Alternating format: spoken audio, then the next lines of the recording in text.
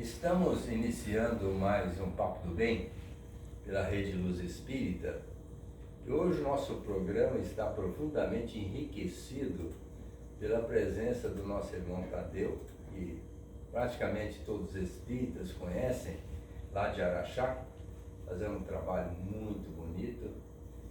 E hoje ele veio falar conosco sobre o excesso de ansiedade. E eu quero agradecer, Tadeu, a sua presença, seu carinho de estar aqui conosco e as suas considerações. Um prazer muito grande. Quero agradecer essa oportunidade, né? E que nós possamos aí trazer um momento assim especial, né? De esclarecimento, né? E a gente vai falar de um assunto assim muito atual, né? Que é o excesso de ansiedade. A espiritualidade tem falado muito que esse excesso de ansiedade pegou o planeta todo depois dessa pandemia, né? Depois dessa pandemia veio a pandemia da ansiedade da alma, né? As pessoas estão bastante assim, aflita, inquieta, às vezes até um pouco irritada, né? É um assunto muito atual, que nós temos que falar muito dele, né? E que a ansiedade, ela pega uma parte muito importante da nossa caminhada. O sono, nosso sono, ele é o medicamento mais importante, é o alimento mais importante, e o excesso de ansiedade, ele tira essa qualidade do sono, né? A pessoa às vezes dorme uma noite toda, mas é um sono que não alimenta, que não sustenta, né? A pessoa acaba acordando aí indisposta, parece que não dormiu a noite, e dormiu a noite toda, né? Porque essa ansiedade, parece que a noite ela é mais forte ainda, ela afeta mais a pessoa dorme, vira para um lado, vira para o outro, e mesmo quando ela não vira muito, ela começa o ranger de dente, né? Começa, né? O bruxismo, né? Que o pessoal chama, né? E a gente está percebendo aí que é um mal que tem que ser combatido, né? E ajudar a orientar essas pessoas aí de uma forma assim mais leve para combater esse excesso de ansiedade. Porque a maioria acha que o melhor recurso é o psiquiatra. Não que a gente é contra, a gente é a favor também de ir no psiquiatra. Mas tem que buscar outros recursos também, sem ser só o medicamento, né? Porque só o medicamento também... O medicamento, na verdade, é um paliativo, né? Não resolve, né? Tem que buscar outros recursos, terapias, principalmente buscar esse lado espiritual, que é importante, né? Porque esse excesso de ansiedade está muito mais na alma do que no corpo. Normalmente as pessoas, né, Tadeu, querem resolver o problema do dia para a noite. E agora, depois da pandemia, como se a pandemia fosse uma solução para a nossa problemática evolutiva. Daqui para frente vai ser tudo diferente. E não foi nada diferente. Eu acho que a vida continua, cada um tendo que se cuidar. E Jesus foi muito enfático: não vos inquieteis pelo dia de amanhã. Basta cada dia com o seu problema. Então, ao invés da pessoa focar, centrar naquilo que está fazendo e deixar o tempo correr, ele já projeta no amanhã. E hoje, 83% dos nossos pensamentos são negativos e que não vão acontecer. E esses pensamentos são ansiosos, né? Porque estão projetados para o amanhã. E o amanhã não pertence a nós. Nada, né? Na verdade, o passado passou, o futuro a Deus pertence, e o melhor dia da nossa vida é hoje, né? Hoje é o melhor dia e a melhor hora é agora. Nós estamos aqui conversando, saindo de fora, a gente não sabe o que pode estar, né, que vai acontecer, né? Agora, esse passado também é muito importante quando você faz as pazes com ele, né? Faz as pazes com o passado para você ter esperança no futuro. Então você não tem esperança no futuro, porque também tem muita gente que fica presa nesse passado, né? Às vezes com mágoa, com revolta, coisas que já passou, mas a pessoa acha que aquele ali ficou como trauma, né? A pessoa cria um trauma na própria mente, né? Então tem muito essa prisão também do passado. É o chamado ressentimento. Exato, Sente né? hoje, sente amanhã, sente depois, aquilo vai assumindo uma proporção tão grande que a mente nossa entra numa conturbação. E o hoje é o melhor dia da nossa vida, né? Como fala o Espírito de Emmanuel, o dia de hoje não mais voltará, e não volta mesmo, né? Ou seja, vive um dia de cada vez e será mais fácil continuar vivendo. Sim, sem dúvida. Porque se você, quando Jesus falou que o fardo nunca é além do ombro, e não é mesmo, porque a nossa programação reencarnatória, ela é feita no plano espiritual. E quando a gente arbitra, querendo fazer uma coisa que a gente não tem competência, os espíritos nos alertam para a gente ter mais um pouco de humildade, fazer uma programação mais leve, compatível com a nossa condição espiritual. Então o fardo nunca é realmente além do ombro. Mas se nós ficarmos com ontem, com hoje e o amanhã, o fardo extrapola. Por isso que Jesus falou, quem olha para trás não é digno do reino dos céus. E para que a gente vivesse o dia de hoje e deixasse cada dia com o seu problema. Ou seja, amanhã pertence a Deus, como o Tadeu colocou. Então, se nós vivermos o dia de hoje, que via de regra é bom, o fardo está compatível com a nossa condição. Agora, se for a somar o ontem, o hoje e o amanhã, aí fica insustentável, né? Aí fica insustentável, né? Como falam os benfeitores, o problema ou a dificuldade que é do tamanho de uma formiga acaba virando um elefante, né?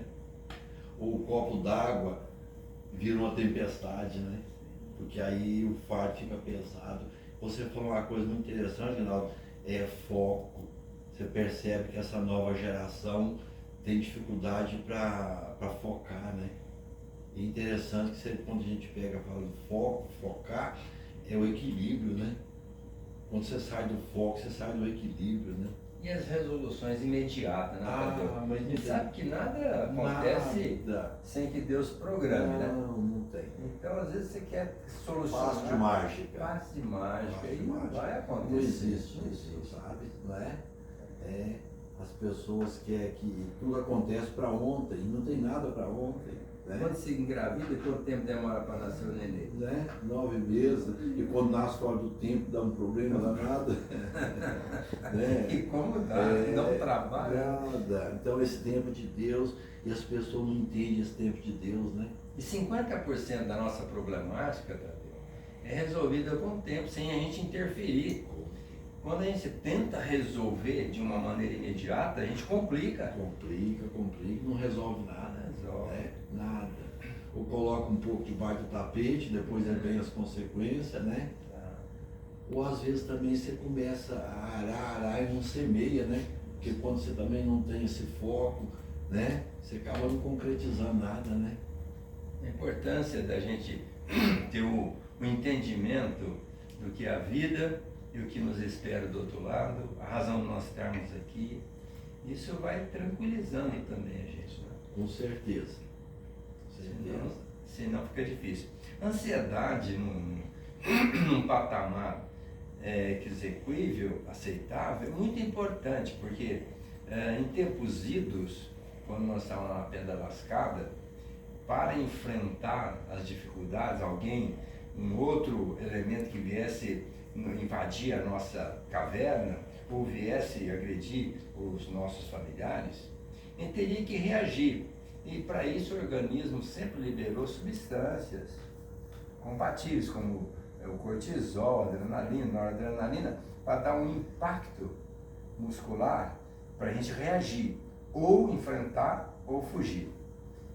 E isso era importante que essa ansiedade viesse para que esses elementos fossem liberados.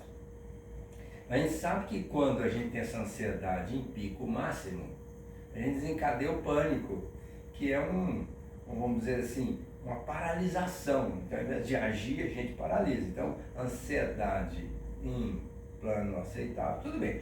Mas quando fica muito ansioso, gera o pânico. Então, o século passado foi considerado o século da depressão. Esse século agora está sendo considerado o século da ansiedade. Todo mundo está correndo para baixo, para cima, sem saber para onde vai. Então, isso é complicado, porque a gente tem que, lógico, executar nosso plano de ação. Isso é da nossa responsabilidade. Levanta cedo, faça uma proposta de executar o plano de hoje. Amanhã, se nós acordarmos, é hoje de novo. Depois da manhã, se nós acordarmos, é hoje de novo. Então, se no dia de hoje nós executarmos aquele plano, de hoje em hoje nós vamos acabar, por, no final da vida, ter realizado muitas coisas. Agora, tem pessoas que não sabem, não tem esse foco, como o Tadeu falou, tem que estar com cabeça, a hora está aqui, outra está lá, não tem essa convergência, essa busca do seu objetivo. E acaba ficando ansioso, porque não fazendo o que tem que fazer hoje, vai ficando para amanhã e vai acumulando, e depois ele fica ansioso. Se vai estar estudando para o vestibular, ele fica pensando no vestibular que vai acontecer no final do ano. Ele vai estudar? Não.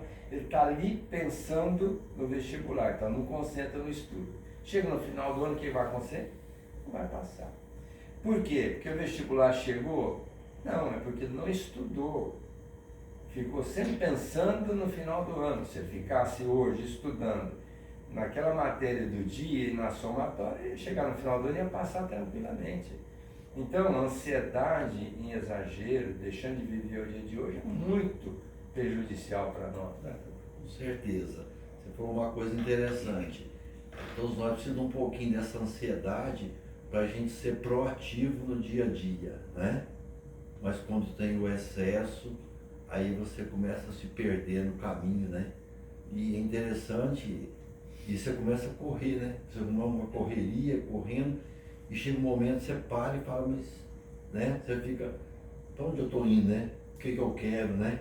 Parece que você fica correndo atrás de alguma coisa, você não sabe nem o que é, né? Que você está nessa pressa, né?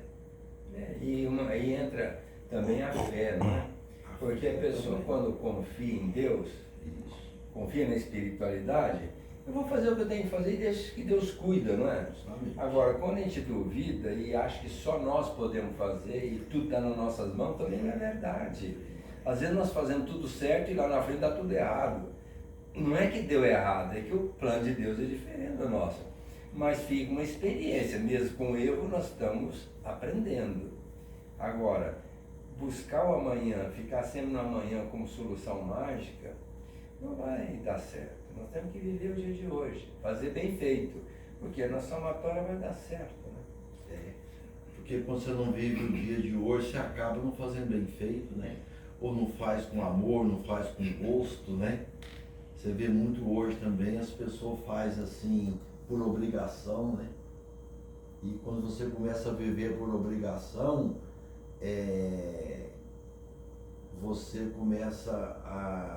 você não vive, você começa a suportar a vida, né? E a gente não está aqui para suportar a vida, nem viver por obrigação. A gente tem que estar fazendo todinho uma dosezinha de amor. Esse amor faz uma diferença muito grande na nossa caminhada, né? O Emmanuel fala no livro A Religião dos Espíritos, ele diz que a solução nossa é a educação e o trabalho no bem. Se pudermos fazer todo dia uma análise do nosso comportamento e tentar mudar, eu acho que nós estamos no caminho certo. E se nessa trajetória semear um pouquinho do bem, vai ficando mais fácil para frente, não vai? Vai, a vida vai ficando mais leve, né? Porque às vezes fala, mas minha cruz está pesada demais, meu fardo está muito pesado. Mas os benfeitores falam que a gente tem que todo dia colocar o fardo em cima de uma mesa e começar a tirar um monte de coisas desnecessárias que a gente vai colocando nele, né? Quando você vai pesando. Vai pesando, a gente que vai colocando um monte de coisa desnecessária, né? Quando você faz uma limpeza no fardo, você vai ver que tem um monte de coisa ali que a gente estava acumulando desnecessariamente. Principalmente mágoa, ressentimento, revolta, né? E vai acumulando e vai pesando. E é interessante que esse peso do fardo não está nem nos ombros, está no coração, né? Nosso coração que sente, fica pesado, né? E às vezes a pessoa quer abraçar o mundo com as pernas também. Outro dia foi no meu consultório um rapaz que ele pertencia ao Rotary, à maçonaria, era presidente de um clube, tinha 2 firmas e ainda espírita, trabalhando no centro. E ele estava muito desorientado, muito conturbado mentalmente. Eu disse para ele, mas onde você quer chegar? Não é? Foca num desses trabalhos, eu acho que vai dar certo. Ou no centro, lá tem trabalho demais. E uma firma, se você quer pertencer a outra instituição, também tudo bem, mas já é espírita, agora maçonaria, Rotary, ainda diretor de um clube social. Olha, aí fica muito, né, Tadeu? Fica muito. E com essa busca também, sem razão, como você colocou, a pessoa vai colocando muita coisa dentro do fardo, né? Que não precisa, né? E o que a gente percebe hoje? Os pais têm feito isso com os filhos.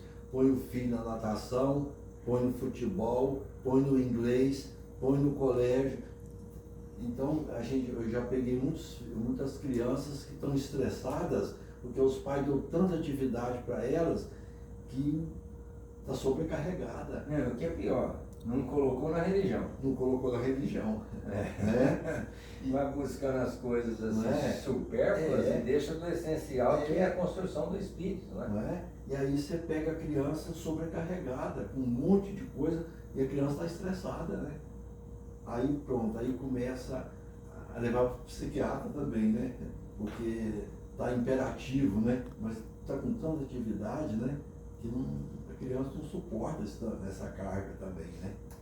E agora, a mídia, que tem cobrado muito, tudo é muito acelerado, muito rápido, muito depressa. Você vê que quando eu era moleque, eu trabalhava no escritório, e a gente mandava uma carta, remessa. Era uma semana para ir e uma semana para voltar. Né? Hoje, você passa um WhatsApp, daqui um pouquinho você já colocou interrogação, não vai responder. Não é? Ou passa um e-mail, aquilo tem que vir assim de imediato. Então, todo mundo está pressionado por essa cobrança da informática. E isso não é bom também, né? Porque gera o estresse. Né? Traz também uma outra coisa que é a intolerância, né? Como que as pessoas estão intolerantes, né? Intolerante em tudo, no trânsito. Onde você está, você vê as pessoas intolerantes, né? Intolera, né? Intolera. A paciência está curta. Curta, a paciência está curta, né? E a paciência também é outra virtude que a gente é cobrado todo dia, né? A paciência faz parte do nosso dia a dia, né? Da nossa rotina, né? A gente tem que estar todo dia colocando umas gotinhas de paciência, né? Os benfeitores falam tomar o café da paciência, a refeição da paciência e dormir toda noite o sono da paciência, né? E Jesus colocou como a aquisição mais difícil do Espírito, né? A paciência. Essa é. Saber esperar, né? Saber esperar, né? E aí as pessoas se perdem aí totalmente, né? Porque aí perde a paciência, naturalmente já perdeu a calma, né? A serenidade, né? E outra coisa, Tadeu, a pessoa geralmente quer ver a solução que venha de uma hora para outra e quase sempre responsabilizando os outros pela solução. E a solução está dentro de nós, né? À medida que você mudar, eu mudar e os demais mudarem, nós vamos mudar o mundo, né? Exato. Agora, a perspectiva divina é da mudança, sem dúvida nenhuma que Deus tem tudo na mão e Ele não faz nada errado. Mas também Deus não consegue, não é que não consegue, seria até ferir uma lei, né? Sem fazer alguma coisa, sem uma causa, não tem um efeito. Então, para que a gente mude o mundo, quando muita gente quer que o Brasil seja país, coração do mundo, pátria do Evangelho, mas como é que isso vai acontecer se a gente não fizer a nossa mudança interior? Cada um muda a si próprio, né? Se não tiver essa mudança, não tem jeito, né? Então a gente quer muita mudança, mas a gente não muda a si mesmo, né? Quando você muda a si mesmo, você já fez uma parte importante, né? E essa mudança acontece rapidinho ou demora? Nada, né? Não acontece no estágio dele também não, né? Não. Nada, tem muita experiência, né? Tem que estar muito atento, né? Porque qualquer vacilo que a gente dá, a gente acaba se perdendo aí, né, nessa caminhada, né? Eu estava conversando com o Naval, ele falando que a gente traz uma bagagem lá de trás de tantos erros, aquilo já está encalacrado dentro de nós. Para a gente sair disso aí é muito difícil, não é fácil, né? Paulo, né, o grande Paulo, né, fala transformar a massa velha no fermento novo, né? A massa velha são os nossos maus hábitos, os maus costumes, né? De ficar fazendo uma coisa, repetindo o mesmo erro, né?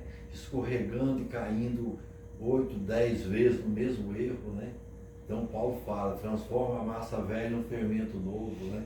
E a definição de Kardec para o verdadeiro espírito é aquele que se esforça, né, para vencer as más inclinações, sofrendo uma transformação moral. Ele já deixou o esforço, porque nada vem por, vamos dizer assim, pétala de rosa caindo do céu, né? É espinho de baixo para cima, né? Para a gente colher a rosa. Então tem que espinhar a mão para depois colher a rosa. Agora, querer que nem a chuva de pétala de rosa, não vem, não tem. Agora a gente percebe também que a humanidade tem uma dificuldade muito grande quando pede esse esforço interno, esse esforço de dentro para fora, né? As pessoas acham muito fácil esse esforço físico, né? Mas quando pede um esforço aí de mudança, né? De renovação, as pessoas acham tão difícil, né? E é difícil. Mas tem que batalhar, persistir, né? Né? Acreditar na ideia, se esforçar. Mas tem solução também, a gente muda. E se não muda praticando o amor, aí vem a dor, muda, né? Pela dor. Mas é uma mudança muito sofrida. E a doutrina espírita, ontem eu estava fazendo uma palestra, aliás, antes de ontem, lá no IPA, na cadeia aqui de Rio Preto, e conversando com alguns jovens que estavam lá, e é uma coisa até triste, porque tem cerca de 500, 600 pessoas lá, ficam andando para baixo e para cima, e quando poderia estar sendo aproveitadas um potencial de trabalho, estão lá reclusas, né? Eu estava conversando com um rapaz e dizendo para ele que a doutrina espírita é uma luz, né, que mostra os percalços do caminho. Se tem buraco, se tem animal peçonhento, se tem uma estrucada, pelo menos nós estamos vendo. E aí cabe a nós outros fazer o percurso, se esforçar para pular o buraco, saber lidar com o animal peçonhento, abaixar para passar por baixo de um galho que possa nos ferir.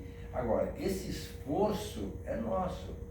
Acontece que fazer esse périplo, essa caminhada no escuro, é muito complicado.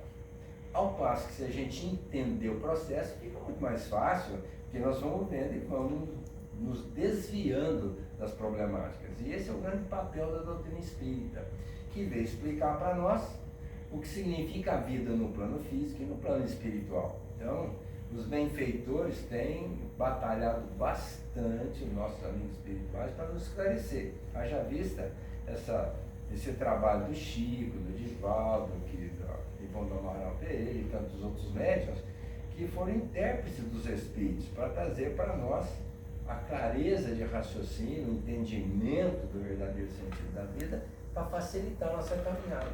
Não é? Com certeza. E a doutrina deixa muito claro também do livre-arbítrio, né? Nós vivemos de escolha, né? E às vezes as pessoas fazem umas escolhas tão erradas, né? Tá vendo que não é bom, que não vai fazer bem, ou ali é um buraco, um pássaro que você vai cair, né? Mas às vezes a pessoa está com muita dificuldade de fazer as escolhas, né? Faz muita escolha errada, né? E a materialidade ainda está falando muito alto. Né? Às vezes para massagear o ego, ou para cumprir um desejo meu, então eu estou errado, mas eu vou continuar fazendo, que é um desejo meu, né? Mal sabendo que tem consequência. Mal sabendo que tem consequência. Aí vem a consequência, aí a pessoa tenta jogar a culpa ou em Deus, ou na falta de sorte, ou nas pessoas que estão ali no convívio, né? Porque as pessoas sempre tentam passar a culpa para alguém, né? Quando na verdade Jesus foi claro, semeadura é livre, a colheita é certa. A cada um será dado de acordo com as suas obras. Então, se nós estamos numa situação embaraçosa, não temos outra pessoa a quem incriminar senão nós mesmos. E um detalhe, não basta arrepender, não. Precisa refazer caminho. Então, tudo aquilo que nós malbaratamos, os nossos comportamentos, a lei divina é de nossa responsabilidade, nós vamos ter que organizar. Por isso é que Deus dá novas oportunidades reencarnatórias. Se nós não resolvermos aqui nessa existência, como o Sol amanhã nos dá permissão para refazermos as nossas tarefas não concluídas ou mal concluídas no dia de amanhã, pelo cair da noite e o ascender do sol, assim é a vida espiritual. Se nós não conseguirmos nessa encarnação, vai para outra. Se não, para outra. E isso vai dilatando o tempo e nós estamos perdendo um tempo precioso, né? Vai perdendo, eu acho, os benfeitores falam, deixa muito claro também que a gente tem uma cota de oportunidade, né? Aí você vai perdendo as oportunidades, vai passando por cima e chega um momento que vai ficando curta, né? As oportunidades, né? É uma cota, né? Sim. E às vezes essa encarnação você tem um caminho mais aberto para evoluir, para crescer, para melhorar. De repente uma outra já vai ajustando, né? Finalizando nosso programa com a nossa gratidão, Tadeu, pela sua presença, lembrar que o que o Hilário Silva colocou no livro A Vida Escreve. A norma de triunfo para a nossa encarnação é a persistência no bem. Então vamos com serenidade, com calma, a cada dia persistir no bem. Assim nós vamos construir, como diz André Luiz, merecimento espiritual está na ajuda aos outros. Então, focar na necessidade do outro e fazer alguma coisa em prol de alguém é o caminho mais curto para nós nos libertarmos das mazelas da nossa alma. Um grande abraço a todos, até a semana que vem, com o novo Papo do Bem pela Rede dos Espíritos.